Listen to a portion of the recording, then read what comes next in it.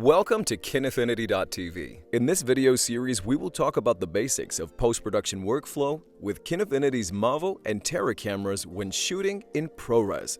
We will take you through the processes of importing footage into your editing software, creating and working with editing proxies, working with LUTs, and performing basic color grading. We will cover this workflow using Adobe Premiere Pro CC 2019, as well as an additional tool called Edit Ready for making proxies. Let's get started. Adobe Premiere Pro CC is one of the most widely used editing systems and a good solution for working with ProRes footage from the Mavo LF. If your computer is powerful enough and your media storage is fast enough, you can edit directly from the original camera video files up to 6K resolution and continue working with the same files all the way through color grading and finishing. This is an obvious advantage for simplicity's sake, but it's not always possible or practical. For other situations, such as working on systems with limited resources, lower resolution proxy video files can be created and used for editing. At the end of the editing process, you can seamlessly re-link to the original camera media for full quality finishing. Once we've created a project and our footage has been offloaded from camera media onto local storage, we can start importing footage into editing bins. We'll create one now.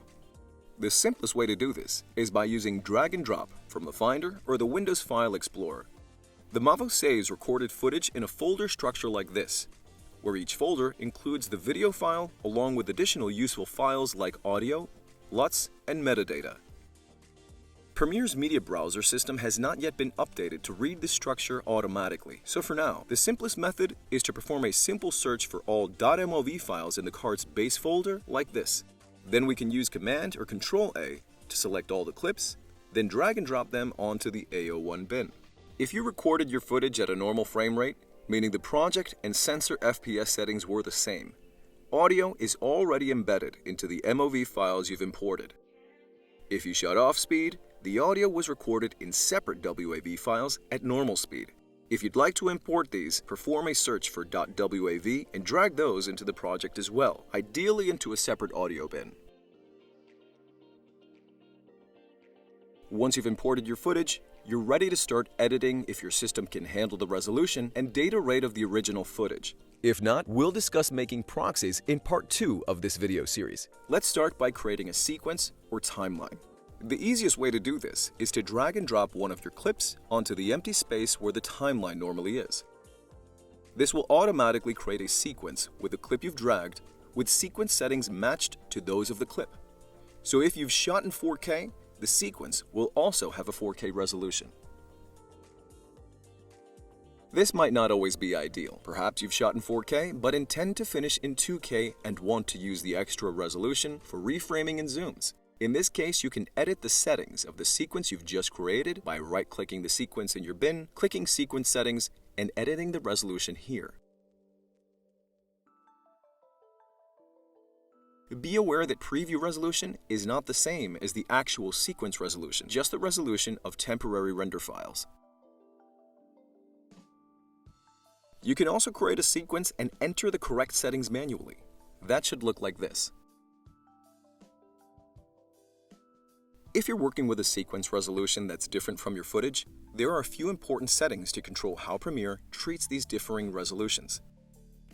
By default, dragging a clip onto a sequence with different resolution will leave the clip at 100% scale, which means a 6K clip would be heavily zoomed in on a 2K sequence.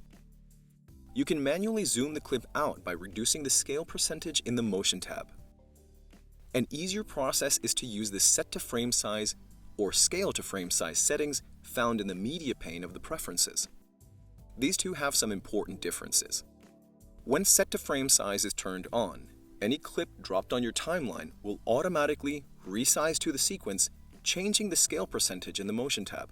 This is the most ideal way to work if you plan to reframe and zoom clips often. When Scale to Frame Size is chosen, clips will also automatically fit the sequence resolution, but, very importantly, Premiere will treat them as if they are still at 100% scale in the Motion tab.